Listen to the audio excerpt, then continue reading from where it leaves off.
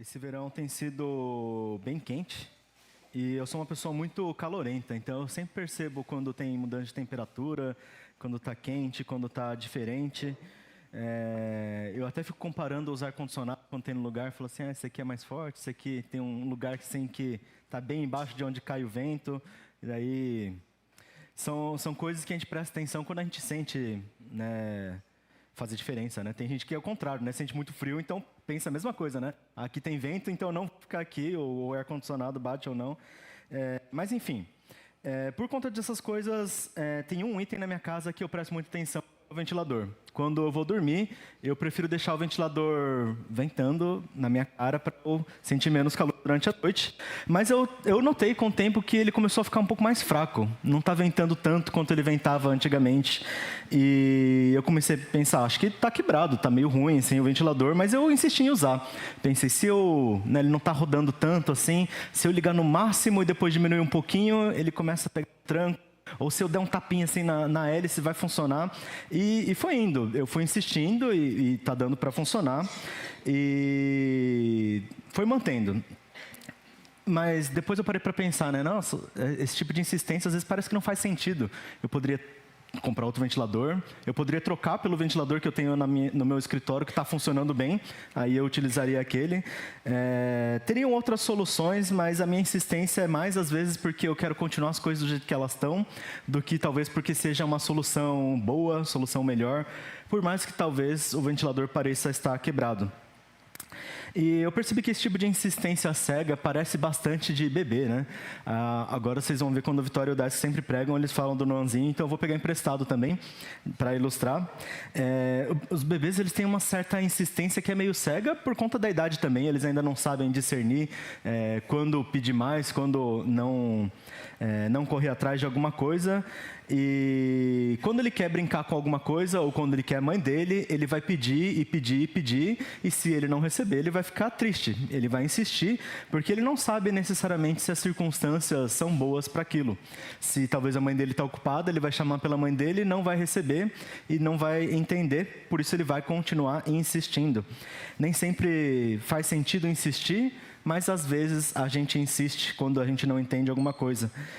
No caso do Nãozinho, talvez vai faltar ainda um pouquinho de maturidade, a vida vai transformar, vai mudar muita coisa nele. Mas o que será que na gente, agora já um pouco mais vividos, precisamos mudar para a gente transformar o que a gente chama muitas vezes de insistência em algo que é bom, em persistência, em perseverança? Essa pergunta é semelhante ao que a gente vive bastante no nosso dia a dia, na nossa caminhada de fé. E a gente vai meditar nesse assunto na pregação de hoje. Quando transformar algo em perseverança, em vez de um longo desgaste, um processo esvaziante ao longo da vida. A gente vai meditar nessas questões, que perseverar no caminho não é só sobre essa insistência. E a gente vai ler lá no livro de Apocalipse, capítulo 2, verso 1 a 7. Eu vou ler na versão NVI, nova versão internacional. Apocalipse 2, de 1 a 7. Está escrito o seguinte: ao anjo da igreja em Éfeso escreva: eis o que diz aquele que tem 7 estrelas na mão direita e anda entre os 7 candelabros de ouro. Conheço as suas obras, o seu trabalho árduo, a sua perseverança. Sei que você não pode tolerar homens maus, que pôs à prova os que se dizem apóstolos, mas não são, e que descobriu que eram impostores. Você tem perseverado e suportado os sofrimentos por causa do meu nome, e não tem desfalecido. No entanto, tenho contra você isso: você abandonou o seu primeiro amor. Portanto, lembre-se de onde caiu, arrependa-se e faça as mesmas obras que praticava no princípio. Se você não se arrepender, virei a você e tirarei o seu candelabro do lugar dele. Há, porém, uma coisa a seu favor: você odeia a prática dos nicolaítas, como eu também as odeio. Quem tem ouvidos, ouça o que o Espírito diz às igrejas. Aquele que vencer, darei o direito de comer da árvore da vida que está no paraíso de Deus. Vamos orar? Senhor Santo Deus, a palavra vem do Senhor, a palavra que vem do seu Espírito, que o Senhor mesmo coloca diante de nós na sua revelação, na Bíblia que nós temos à nossa disposição, mas é uma palavra viva que toca os nossos corações. Nós te pedimos, Senhor, Fala também hoje, nessa manhã, para que a nossa meditação não seja simplesmente um exercício de falar, ouvir e pensar, mas seja algo transformador que vem do Senhor, que move nossos corações, que transforma em algo novo, que nos direciona para a sua vontade, que leva essa igreja a viver as suas maravilhas. Nós pedimos que o Senhor seja conosco nessa manhã também, e nós oramos em nome de Jesus. Amém. Amém. Um pouquinho de contexto antes da gente continuar. Apocalipse, talvez para muitos, seja uma carta um pouco misteriosa. A gente está fazendo nossa campanha de leitura, nosso incentivo para nós lermos no plano de leitura a Bíblia no ano todo. E eu não sei se você é que nem eu sempre tive dificuldade de cumprir esses planos. 90% das vezes que eu tentei, eu parei muito antes de chegar em Apocalipse. Para falar a verdade, muito antes de sair de Gênesis, a maior parte da minha vida. Mas não parece ser misterioso só por causa disso, né? Para muita gente, às vezes, a gente olha e fala, nossa, tem tantas coisas diferentes, tem tantas ilustrações, metáforas, figuras de linguagem e revelações que parecem ser algo tão não palpável e, ao mesmo tempo, imediato, que assusta um pouco quando a gente vai ler. Mas é a revelação de Jesus Cristo aos seus servos, à sua igreja, por meio de João, que teve essa visão. E agora Jesus está falando às igrejas que viviam naquele ambiente, às igrejas que viviam naquela região. E aqui a gente tem essas linguagens, então eu já vou começar colocando para a gente não ficar tão confuso. Lá no versículo 20 do capítulo 1 está escrito: o mistério das 7 igrejas. Das 7 estrelas que você viu na minha mão direita e dos 7 candelabros de ouro é este. As 7 estrelas são os anjos das 7 igrejas e os 7 candelabros são as 7 igrejas. É bom que quando ele fala essas figuras um pouco difíceis de entender, ele já dá a explicação logo na cara, então fica mais tranquilo para a gente, né? É Jesus falando com essas igrejas, essa revelação do próprio Jesus, por meio de João, para compartilhar, dizendo que ele tem na sua mão direita essas 7 estrelas. Ele comanda e ele envia esses mensageiros, que são os anjos das igrejas. E ele também está entre os 7 candelabros, que ele diz que são as igrejas. Ele está presente no meio dessas igrejas. Ou seja, Jesus, o Senhor da igreja, dizendo: eu estou no meio de vocês, eu vejo, eu conheço, mas eu também envio revelação para que vocês entendam a minha vontade. E é isso então que ele começa dizendo quando ele diz que aquele que tem as 7 estrelas na mão direita e anda entre os 7 candelabros de ouro. Ele conhece essas suas igrejas. E aqui, relendo o comecinho do texto de Apocalipse 2, ao anjo da igreja de Éfeso, ao mensageiro responsável da igreja de Éfeso, à igreja de Éfeso, ele diz o seguinte: eis que o que diz aquele que tem as 7 estrelas na mão direita e anda entre os 7 candelabros de ouro. Conheço as suas obras, o seu trabalho árduo e a sua perseverança. Sei que você não pode tolerar homens maus e que, aprova os que se dizem apóstolos, mas não são, e descobriu que eram impostores. Você tem perseverado e suportado sofrimentos por causa do nome, e não tem desfalecido. E que obras, né? Essa igreja de Éfeso tinha isso daí na sua bagagem para demonstrar a sua retidão diante de Deus. E o próprio Senhor Jesus reconhece o trabalho árduo, a perseverança, que eles escutam às vezes palavras que não são de Deus e reconhecem que não são de Deus e confrontam e até descobrem os impostores. Por conta disso, eles perseveram, suportam sofrimentos, eles perseveram no meio dessas dificuldades por causa do nome de Jesus e não desfalecem. Isso daí é algo admirável, algo muito bom que essa igreja tem. Mas a gente sabe que perseverança é algo desafiador nas nossas vidas. Como eu comentei no começo, pode ser muito confuso a gente discernir entre perseverança e insistência, porque algumas coisas a gente tenta fazer, tenta insistir, achando que são boas, ou às vezes até por um motivo bom, e sai muito errado no meio do caminho. Enquanto a gente caminha a nossa vida, a gente enfrenta desafios, provações, lutas, dificuldades. E a gente entende que amadurecer, crescer, viver a vida tem muito a ver com aprender a perseverar, suportar os sofrimentos, porque talvez não dê para evitar, são naturais a gente viver as coisas que a gente vive, é sobre trabalhar arduamente. Essa pode ser a história de muitos empregos, né? Passar pelas coisas que a gente vive, sofrer, trabalhar arduamente para poder sobreviver. É a história de muitos relacionamentos. A gente não nasce naturalmente alinhado às outras pessoas, mas a gente persevera, a gente continua, trabalha arduamente para ser bom. É a história de muitos de nós em muitas das nossas áreas da vida. Mas quando a gente volta para essa questão, quando que é insistência e quando é perseverança, a gente pode olhar que ao longo desse processo de maturidade, a gente toma decisões que a gente não percebe sobre o que fazer, o que não fazer, o que insistir, o que não insistir. Quando eu tinha 15 anos, eu estava lembrando agora porque alguns dos nossos jovens estão servindo lá no acampamento Shalom. Já teve uma semana de preparação, uma semana de acampamento com as crianças e agora os jovens estão acampando. E eu também servi lá, assim como alguns dos que a gente enviou. Quando eu tinha 15 anos, eu pisei o pé pela primeira vez como um dos equipantes, e eu tinha um forte desejo de fazer o que era certo e tentar fazer da melhor forma. Eu estava muito empolgado para estar lá, eu queria muito servir a Deus, eu queria muito estar lá no meio. Eu não sabia muito o que fazer e eu não tinha muitos talentos assim perceptíveis, né? O Dais, que ele era conhecido porque ele tocava violão, estava aprendendo naquela época a tocar bateria ainda, não tocava guitarra, mas todo mundo reconhecia, não, o Dais é um cara que tem talento, tem dom, vai ser muito útil para o ministério de Deus. Tinha outras pessoas que cantavam, outras pessoas que desenhavam.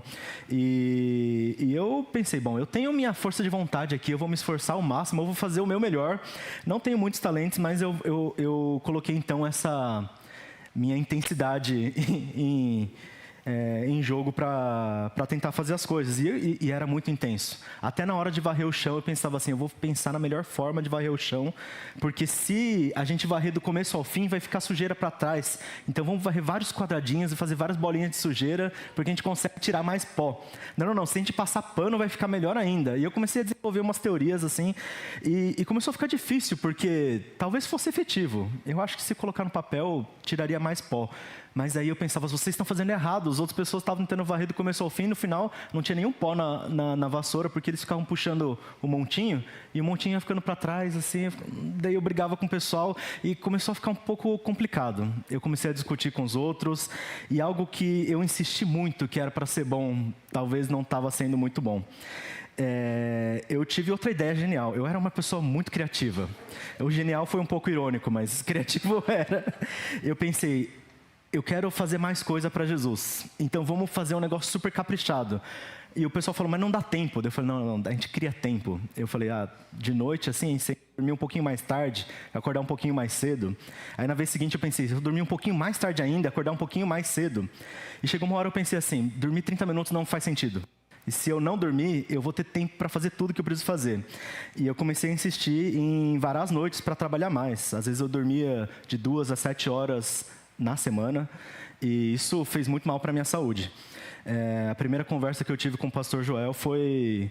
era 5 da manhã, ele estava olhando para o horizonte, meditando na graça de Deus. E não é ironia, ele estava mesmo. E eu fui conversar com ele e falou, nossa, outra pessoa que acorda cedo que nem eu. Eu pensei, nossa, será que ele varou que nem eu, a madrugada, né? Os dois estavam errados. Mas ao longo do tempo, isso também começou a não ser bom. Por mais que eu queria insistir para fazer algo bom no começo, eu insistia em tentar atuar em todas as áreas, fazer o máximo de coisas possíveis, e aí tentar fazer um malabarismo com muita coisa, cai no chão, né? Depois de um tempo, meu coração começou a ficar um pouco amargurado, porque eu tentava e não funcionava muita coisa. E eu pensei que talvez esse desejar pelo melhor intensamente não fosse ser algo bom. Essa insistência talvez eu deveria deixar de lado para entender o que era maturidade. E essa história de viver a vida começando muito empolgado, para só depois a gente começar a meditar, acalmar um pouquinho as coisas, tentar fazer menos coisas diferentes, experimentar menos coisas novas. Essa é a história de frustração que muitos nós temos com as nossas tentativas, com as nossas paixões de juventude. Quantas pessoas não se arrependem de coisas que fizeram ou disseram quando eram mais novas? Eu dou graças a Deus porque hoje o pessoal usa WhatsApp e Facebook aqui Instagram, e quando eu era mais novo, na adolescência, a gente usava Orkut.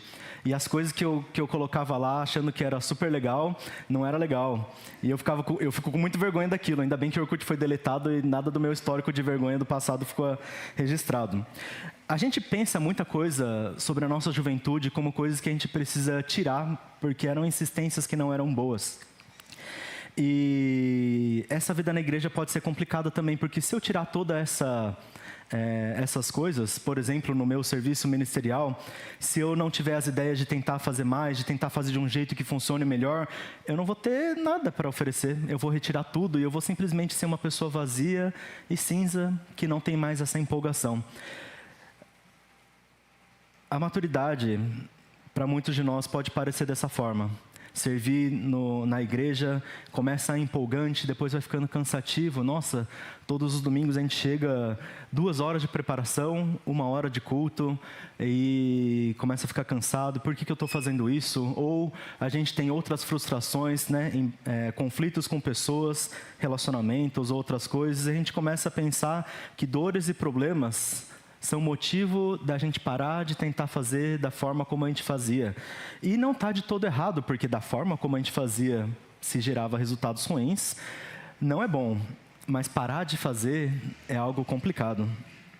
O tempo pode se mostrar duro para nós e a perseverança pode começar a parecer algo ruim, por mais que ela deveria ser algo bom. Mas a gente vê nesse servir a Deus, assim como Jesus elogiou na igreja de Éfeso, deveria ser algo cheio de alegria. Lá em Atos a gente vê o seguinte: os apóstolos saíram do sinédrio, alegres por terem sido considerados dignos de serem humilhados por causa do nome. Eles estavam alegres por serem humilhados. Quando existe propósito no meio de alguma coisa, até a humilhação vira dignidade. Até algo que parece ruim, na verdade pode ser bom. Lá em Romanos, Paulo diz o seguinte: não só isso, mas também nos gloriamos nas tribulações, porque sabemos que a tribulação produz perseverança, e a perseverança um caráter aprovado, e um caráter aprovado, esperança. Até as tribulações, coisas que parecem ser ruins, coisas que parecem ter sido jogadas contra nós, podem gerar esperança, algo que é bom, algo que é esperar, algo que nós desejamos viver em Deus. Se essa esperança é no nosso Senhor Jesus, jamais será frustrada. Mas como faz, né? A gente olhar uma esperança que não é frustrada no final do caminho, mas no começo do caminho tem frustrações porque a gente tenta e a gente se cansa. E o tempo vai passando e parece que a gente só vai tirando coisas. A gente tenta refinar a nossa vida, tirando o que tem de ruim, e vai tirando e tirando e tirando. E no final a gente parece cansado, achando que o cansaço vem com a idade, quando talvez o cansaço veio desse tirar, né? Teve uma época que eu tentei aprender a esculpir em madeira. Eu achei que ia ser legal. Mas a dádiva de Deus de não ter me dado esse talento foi um negócio muito divertido, porque eu peguei um tronco de madeira, eu achei que ia ficar muito bonito. Eu falei, eu vou fazer uma vareta, porque parecia fácil. Aí eu tirei um pouquinho, eu falei, não, tá meio torto. Aí eu tirei mais um pouquinho, eu tirei mais um pouquinho. No final, eu tirei a vareta e não sobrou nada. Aí eu falei, eu vou pegar um outro toco. E isso ficou preso para mim. Se eu não consigo, então eu pego um outro. Alguma hora acabou os tocos. Depois eu percebi que eu peguei um que o pessoal ia usar para construir um negócio. Não falei nada. Eu estava lá no Amazonas servindo e eu não falei para os missionários. Desculpa, galera. Se eles estão escutando, eu peço perdão. Mas assim, só refinar, só tentar esculpir a vida, talvez não seja o que faz sentido. Não é sobre evitar a dor, ou não é sobre evitar fazer coisas que evitem dor, fazer coisas que causem dor. É sobre nós vivemos as tribulações, vivemos as dificuldades e entendemos aonde chega em perseverança. É sobre talvez sermos humilhados e entendemos que a gente pode viver alegria. Não é só sobre insistir, mas existe alguma coisa, algum caminho em continuar. Eu fiquei pensando, será que se eu insistir demais no ventilador, que não faz vento, vai ser bom? Eu tenho sempre essa discussão com meus pais, porque a minha mãe fala assim, não adianta ficar insistindo, esse negócio para de insistir, né? Não, se eu der uns tapinhas assim, ele vai funcionar. Eu fazia isso com videogame quando eu era criança, se eu soprar bastante, bater com força, ele vai ligar, certeza que vai dar certo. Depois quebrou, né? Mas... insistir no ventilador que está quebrado não faria sentido. Será que tem alguma insistência na sua vida que tem te gerado desgaste? Porque esse sintoma é algo que vale a pena prestar atenção, que tem te gerado cansaço, que talvez pareça ser bom, mas no final não causa coisas boas. Será que tem alguma insistência em forma de crença que você tenha? Eu acho que eu preciso viver dessa forma, mas isso talvez te gere complicações relacionais, complicações na vida com Deus. Será que tem alguma insistência na sua forma de viver, na sua forma de fazer? Como tem sido a sua vida com o Senhor? Talvez outra ótica de pensar não seja pensar nas insistências, mas pensar no seu desgaste. Há quanto tempo você teve o seu primeiro encontro com Jesus? Aquele sentimento inicial de alegria, de desejar viver, de desejar servir, de desejar falar sobre isso, será que é o mesmo? O que o tempo tem feito com nossas vidas? O texto de Apocalipse continua: no entanto, tenho contra você isso: você abandonou o seu primeiro amor. Portanto, lembre-se de onde caiu, arrependa-se e faça as obras que praticava no princípio. Se não se arrepender, virei a você e tirarei o seu candelabro do lugar dele. Há, porém, uma coisa em seu favor: você odeia a prática dos nicolaítas, como eu também as odeio. Quem tem ouvidos, ouça o que o Espírito diz às igrejas, e aquele que vencer, eu darei de comer da árvore da vida que está no paraíso de Deus. De onde você caiu não é o lugar que você caiu, né? Mas é o lugar de onde você caiu. Eles abandonaram o primeiro amor. Parece que o que eles estavam vivendo agora era esse diagnóstico. O que agora a gente vive talvez não seja muito bom. E se eles insistissem em viver daquela forma, certamente seria ruim. Eles não comeriam da árvore da vida, que significa a eternidade, viver no Senhor, a vida eterna. Significa que eles estavam abandonando a própria salvação sem nem mesmo perceber. Mesmo se eles vivessem fazendo o que parecia ser certo, com todo o zelo, com toda a dedicação, com todas as boas intenções, eles não teriam dessa árvore da vida se não retornassem a viver de uma outra forma.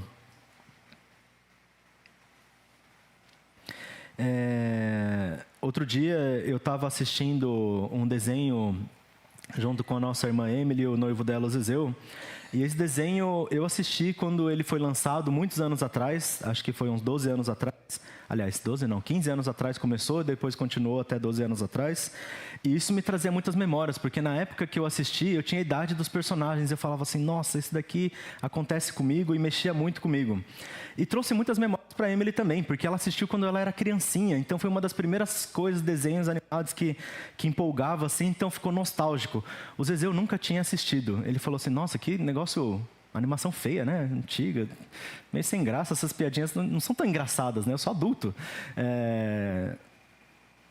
As reações de cada um foram muito diferentes. A nostalgia é algo que a gente sente quando a gente lembra do passado, não uma situação que para hoje faz sentido, mas que nos trazia alguma emoção que talvez hoje a gente não sinta mais. Não sente nostalgia quem ainda tem um valor por alguma coisa. Se você tem, por exemplo, algum lugar que te traz lembranças, mas você ainda vive nesse lugar, sua casa de infância, por exemplo, você não vai olhar e falar assim, nossa, essa casa que eu não vejo há 1000 anos me traz... Você está lá ainda. Eu mudei de casa algumas vezes, e outras pessoas moram lá. E de vez em quando você vai visitar a casa que você vivia e fala, nossa, me traz nostalgia porque isso daqui era diferente, tal aqui. Isso daqui ficava sujo porque toda vez que eu coçava a cabeça, eu apalpava a parede ali. Com essa cabeça, meu eufemismo para o Mateus de 8 anos que limpava o nariz. Mas é uma confissão também. Depois que eu cresci, eu tive que limpar a parede. Mas eu lembro dessas coisas, porque me lembram de uma época que eu vivia a vida de uma maneira diferente. Nostalgia é algo que mexe com a gente, porque relembra sentimentos importantes. Perder o primeiro amor, em qualquer coisa que seja, é desesperador, porque a gente perde esses sentimentos importantes. Nostalgia não deveria ser algo necessário numa vida que a gente vive o primeiro amor constantemente. O nosso alvo na vida de fé não é viver uma vida de nostalgia, lembrando como era incrível ter conhecido Jesus Cristo, começar a viver na caminhada, servir nos ministérios, adentrar coisas novas, louvar o Senhor, mesmo que no começo meio desafinado, depois a gente vai aprendendo. A vida na fé não é sobre nostalgia, é sobre continuar aquele primeiro amor constantemente. O desenho nunca fica velho, nunca fica antigo, nunca perde a graça. A vida no Senhor continua cheia de graça no nosso meio. Se em algum momento perdeu o brilho, a gente precisa prestar atenção. O ventilador parecia quebrado, mas eu percebi que não adiantava insistir. Agora, se eu jogasse fora o ventilador, seria um grande erro. Porque eu resolvi limpar ele e eu percebi que ele estava só cheio de pó. Aí eu fui ligar, ele estava funcionando bonitinho. Ah, nossa. Ele parecia quebrado, mas ele só estava sujo. Se a sua vida em Jesus parece sem brilho, jogá-la fora seria um grande desperdício. Talvez ela só está um pouco suja, talvez ela só precisa retornar ao primeiro amor. A minha intenção de servir com intensidade lá no acampamento não era ruim. Eu queria servir para Jesus, eu queria fazer o meu melhor para Ele. Talvez brigar com as pessoas, essa parte eu deveria descartar por completo. Mas, poxa, eu poderia tentar varrer um pouco melhor. Eu poderia tentar servir, dedicar o meu tempo de uma maneira que faça valer a pena cada momento que a gente viva. Se a gente olha para a nossa insistência, a gente pensa simplesmente em cortar fora da nossa vida, porque algo que a gente fez antes não foi bom, isso vai ser o que o pessoal da igreja de Éfeso estava vivendo. Eles olhavam ensinos que eram ruins, tira isso fora porque isso não é de Deus. Olhava isso que era ruim, não, vamos viver isso, vamos deixar isso de lado. Deixar isso e aquilo de lado, e quando eles perceberam, deixaram de lado o próprio amor por Deus e mantiveram só as ações que eles faziam, que era cortar a coisa fora. Eles tinham uma ótima ferramenta de podar, mas faltava talvez uma ferramenta de permanência no Senhor. Faltava esse primeiro amor que algum dia se esfriou no meio da igreja de Éfeso. Não adianta tentar voltar se a gente não sabe de onde a gente caiu. Não adianta tentar insistir se a gente não se arrepende. Não adianta tudo isso se a gente não praticar as obras que a gente praticava no princípio. A vida na fé não é uma vida sobre refinar as coisas que a gente faz de errado. A vida na fé é uma vida de crescer e florescer nessas coisas, sendo transformadas. Talvez limpar constantemente essa vida. Se eu fizesse limpeza toda semana no meu ventilador, como minha mãe diz, ele não ficaria sujo e estragado dessa maneira. A igreja de Éfeso tinha um grande desafio depois de ouvir esse alerta do próprio Jesus. Não era só simplesmente retornar aquele sentimento, porque como assistir um desenho antigo que te lembra e te traz à vida sentimentos que você antes tinha, depois que eu desligo, não mais sinto esses sentimentos. Se eu venho no culto e eu louvo o Senhor e eu sinto de novo aquela alegria de viver com Deus, mas logo que vem novos problemas e novas provações, isso se esfria novamente, não adianta de nada. O que o Senhor Jesus disse para a igreja de Éfeso era: retorne a fazer as obras que você realizava anteriormente. Isso não é só sobre trabalho, sobre tarefas. Realizar as obras é da mesma forma como eles faziam. É produzir da mesma forma que se produz, né, um plantio, uma árvore, o fruto. É viver no Senhor dessa maneira empolgante que eles viveram quando um dia eles conheceram. Quando eu era mais novo, me faltava muita sabedoria. Mas aquele brilho ardente por Jesus era algo que até hoje eu me impressiono quando olho para trás. Me parecia muito errado ser zeloso e intenso demais. Mas zelo por Deus é algo muito bom, né? A gente olhar para trás na nossa juventude, deixar sonhos irreais, deixar de tentar insistir em coisas que parecem erradas, deixar a sinceridade por Jesus, porque ela parece ser mal guiada, de uma maneira diferente. Talvez a gente possa lidar de uma maneira diferente, em vez de substituir coisas ou tirar elas para trás, pensar em restauração.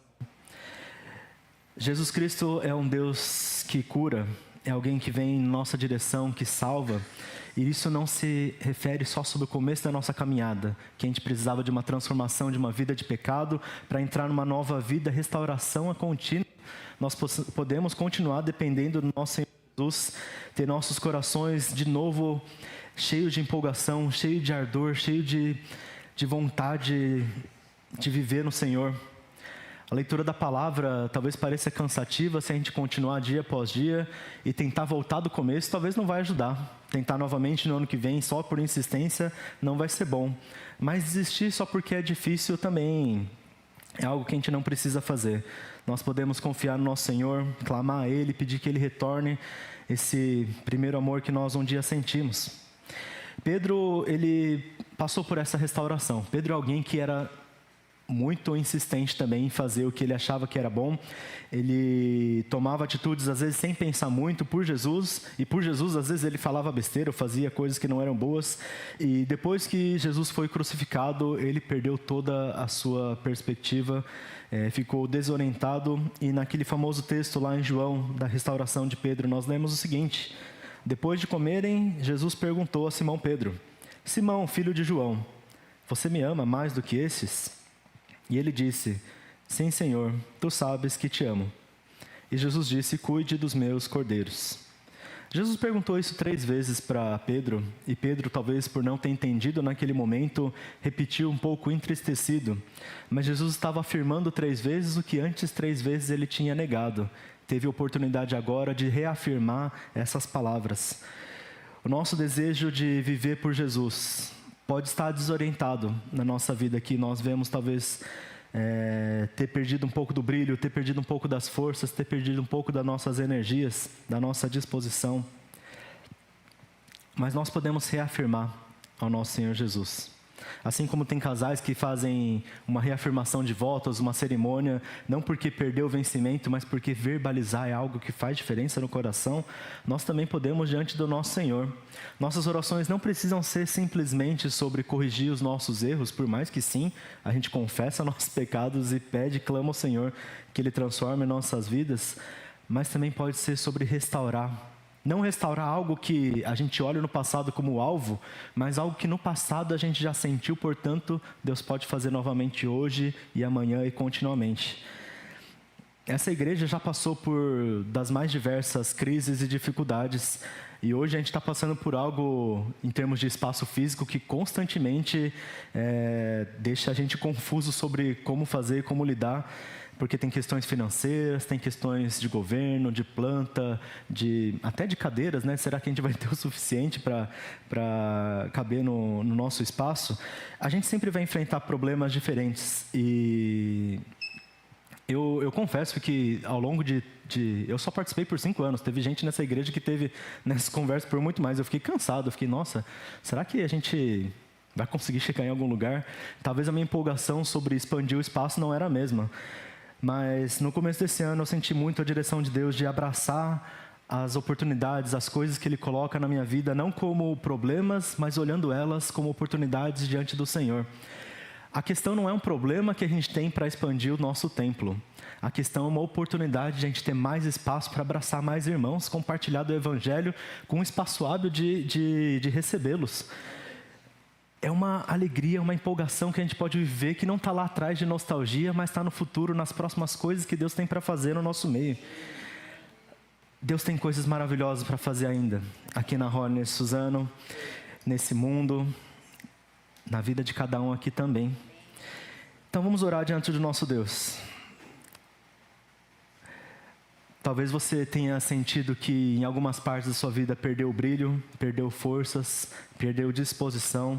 Talvez tenha frustrações que você tenha sentido em relacionamentos ou ministérios porque achou que alguma coisa não foi boa. Em vez de pensar que está quebrado tudo isso, olhando como algo sujo que pode ser limpado, vamos orar diante do nosso Senhor, colocar diante dEle essas questões que talvez perderam brilho, pedindo dEle discernimento. Tem uma oração famosa de um pastor de 100 anos atrás, orou e muita gente se lembra, chama Oração da Serenidade. Ele diz o seguinte: ó Deus, nos dê serenidade para aceitar o que precisa ser mudado, a força para mudar o que precisa ser mudado e a sabedoria para discernir uma coisa de outra. Que venha de Deus esse discernimento. não para descartar uma vontade que uma vez foi boa, mas para redimir essa natureza e retornar ao nosso primeiro amor. Não para entendermos que as nossas empolgações do passado eram ruins, que a nossa natureza pessoal, nossa personalidade, nossos dons e talentos individuais sejam coisas que não se encaixam, mas se nós vivemos natureza que pode ser pecaminosa, ela também pode ser redimida. Natureza que Deus fez nas nossas vidas.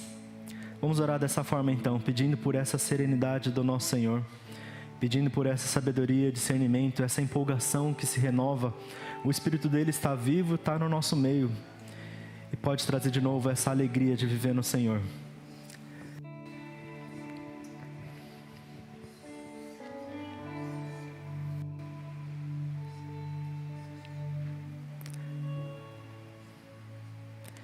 Se entrega nesse momento para Deus com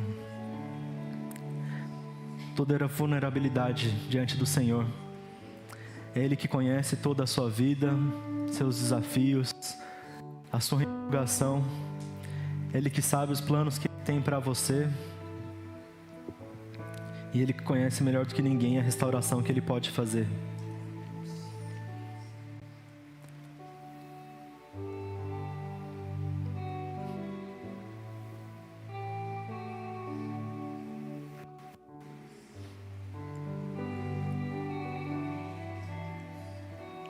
Se talvez seu próprio coração não acredite nisso, então verbaliza. Própria alma, de que você ama o Senhor. Diga com as suas palavras essa declaração para reafirmar a cada dia, para fazer crescer novamente esse desejo de viver ardentemente no Senhor, para não ser algo só de começo, mas algo de continuidade, para não ser simplesmente uma história do passado, mas um testemunho presente, constante.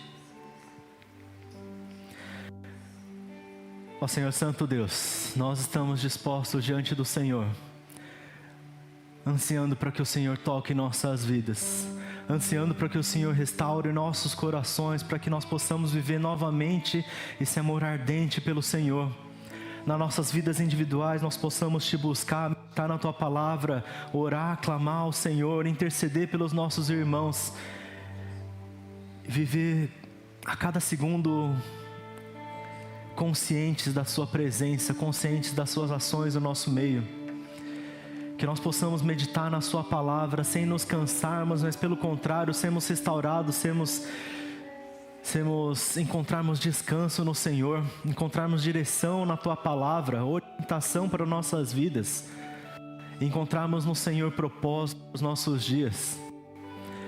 Que nós possamos clamar por essa Sua igreja também, que tem tantas coisas para ver, tantas coisas para experimentar no Senhor. E que nós possamos declarar, diante do mundo, diante de nós mesmos, amamos o Senhor e nós desejamos viver de acordo com a Sua vontade. Então atua com liberdade nos nossos corações e em nosso meio. Porque nós sabemos que o Senhor é um Deus que tem poder para transformar e cheio de bondade para atuar. Nós oramos em nome de Jesus. Amém.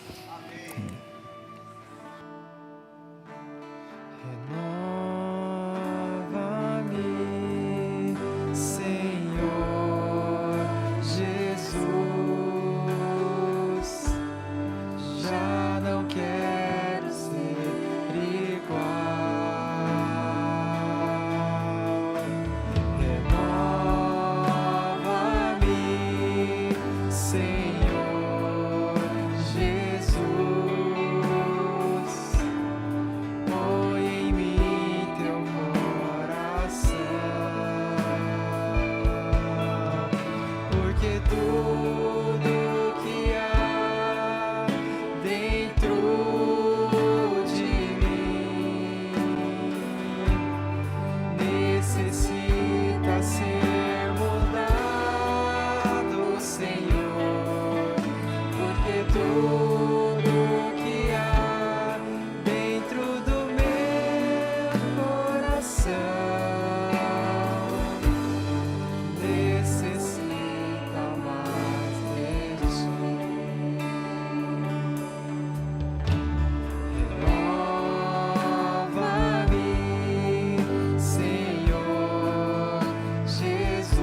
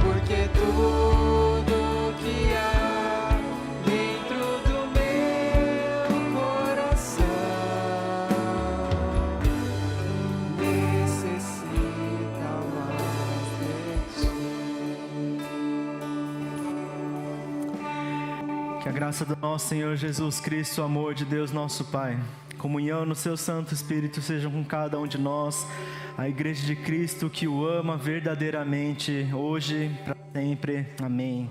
Amém.